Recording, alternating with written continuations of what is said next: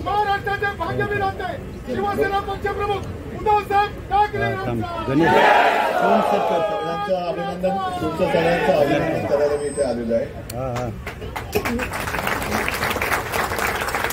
तसं पाहिलं तर हा कार्यक्रम आपला निवडणुकीच्या पूर्वी ठरला होता. कोणी तांगड्यामध्ये घातलं तुम्हाला माहिती आहे, आणि आपल्यामध्ये तांगडं घातलं की आपण काय करायचं ते तुम्ही त्याला करून दाखवलेलं आहे.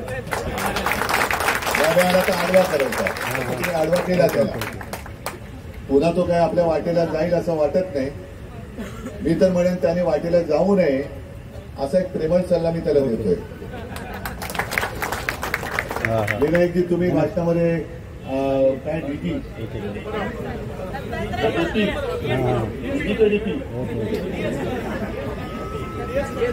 डीएसपी नाही, आपला माणूस आहे, त्यांचं कौतुक केलं आणि केलंच पाहिजे, तुमच्या सगळ्यांचं कौतुक केलं पाहिजे.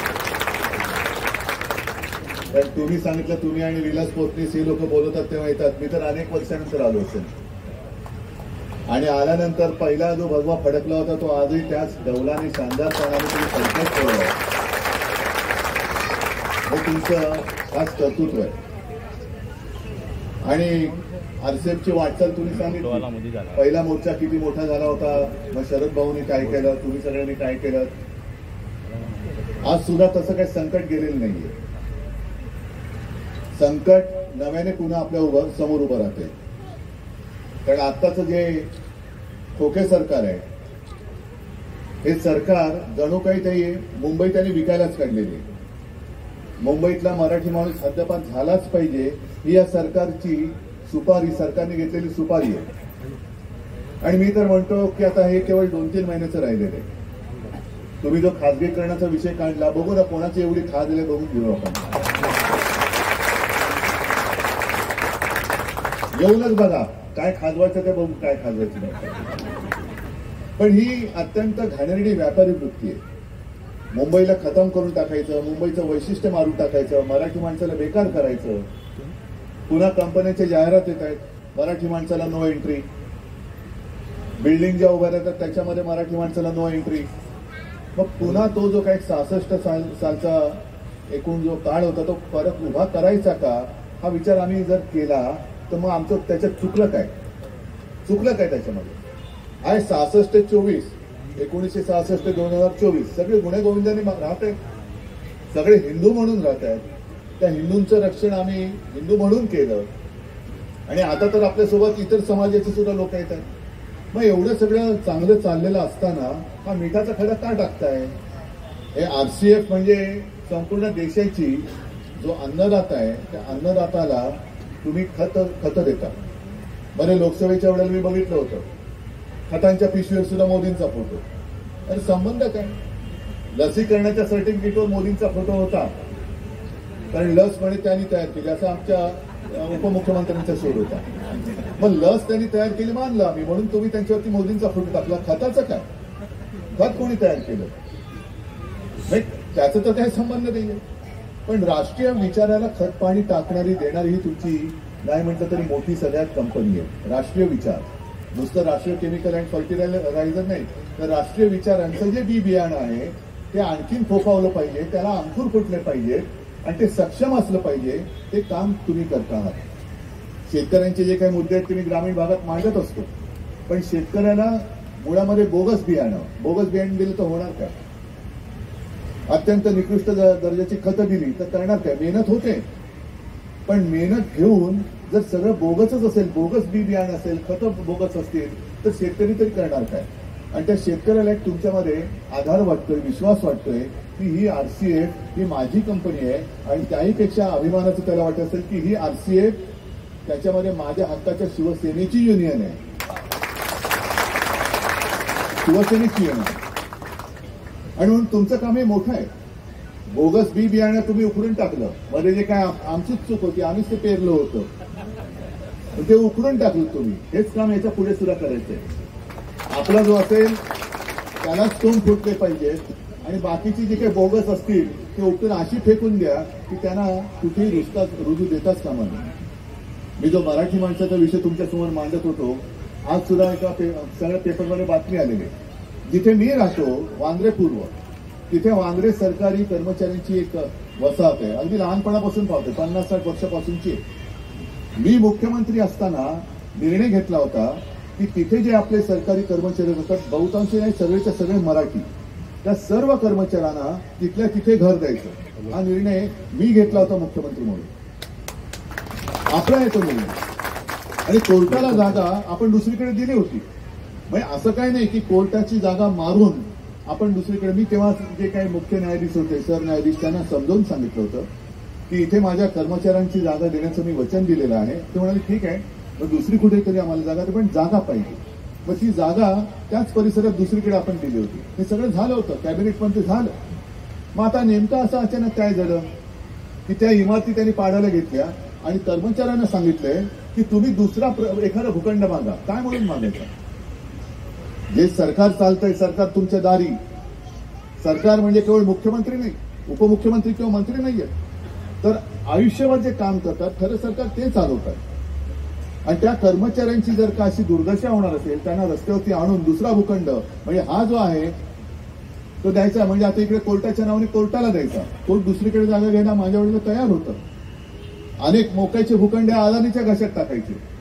म्हणजे संपूर्ण एक कदाचित, म्हणजे आपण ते होऊ देणार नाही, पण आरसीएफ सुद्धा अदानीच्या घशात घालण्याचा त्यांचा डाव आहे की काय? तुमच्या ज्या काही मालमत्ता असतील त्या सुद्धा आरसीएफने आता लोढ्याच्या घशामध्ये घालायचे. मग जायचं कुठे आम्ही? वांद्रे सरकारी कर्मचाऱ्यांची जी वसाहत आहे त्यांना तिथल्या तिथे घरं मिळालीच पाहिजे. जी मी दिली होती त्याच्यावरती शिवसेना आज सुद्धा आग्रही मिळालीच पाहिजे. आणि जर भूखंड मागायचा प्रश्न असेल तर अदानीला दिलेला जो वांद्रे रेक्लेमेशनचा भूखंड आहे ना, तिकडे नाही तर त्या सरकारी कर्मचाऱ्यांना हक्काची गरज आहे. चला, आमची तयारी आहे,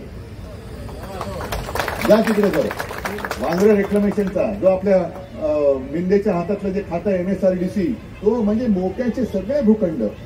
अगदी बांद्रापूरला कॉम्प्लेक्स मधला जो चांगला भूखंड होता, जिथे आपण फील्ड हॉस्पिटल उभं केलं होतं 15 दिवसात, आणि हजारो लाखो रुग्णांचे प्राण, जसं करोनामध्ये तुम्ही चांगलं काम केलं होतं तसं तिकडे आपण सरकार म्हणून काम केलं होतं.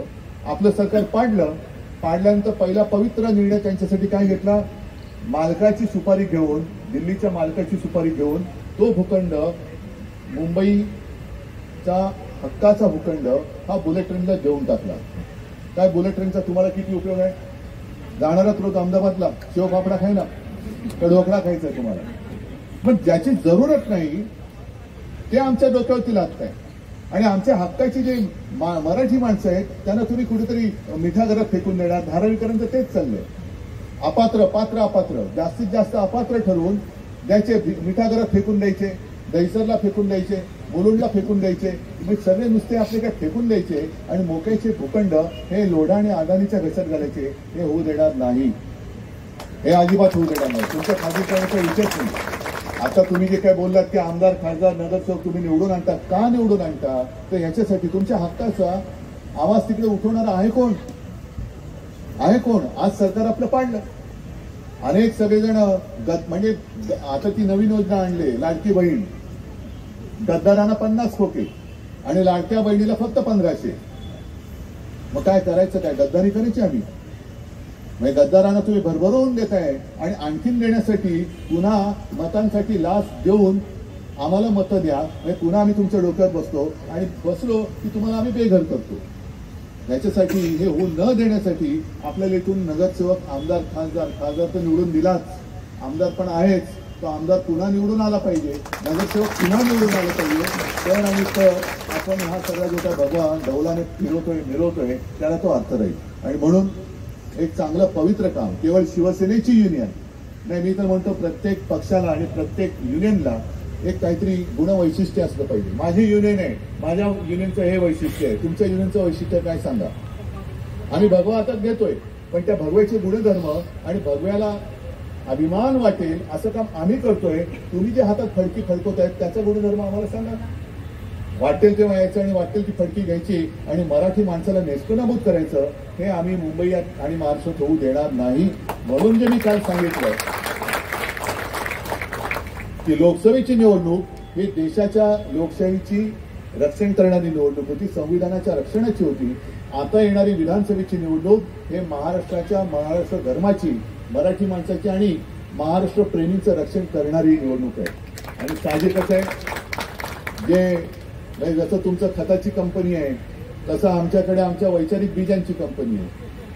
या आजोबांनी वडिलांनी दिलं, वडिलांनी मला दिलं, मी माझ्या मुलांना देतो, तर आम्ही बियाणं पेरतोय, त्याला खतपाणी घालायचं काम तुम्ही करायचं. आणि मला खात्री आहे, ज्या निष्ठेने आणि जिद्दीने तुम्ही इतके वर्ष कोणी किती संकट आली तरी हटला नाही, पळाला नाही. आता तर पडणं तुम्ही शक्यच नाही, कारण एकदा जो माणूस स्थिरावतो तो मागे हटत नाही. म्हणून ही सगळी आव्हानं झेलणारे तुम्ही सगळे माझे सवंगडी, तुम्हाला खूप खूप शुभेच्छा देतो. आणि या RCF कंपनीला सुद्धा, म्हणजे मॅनेजमेंटची सुद्धा आपल्यासोबत आहे, त्यांना सुद्धा अभिमान वाटला पाहिजे की अरे माझ्या कंपनी एका राष्ट्रीयत्व जपणाऱ्यांची युनियन आहे, याचा सुद्धा एक अभिमान वाटला पाहिजे. त्यांना शुभेच्छा देतो. जय हिंद, जय महाराष्ट्र.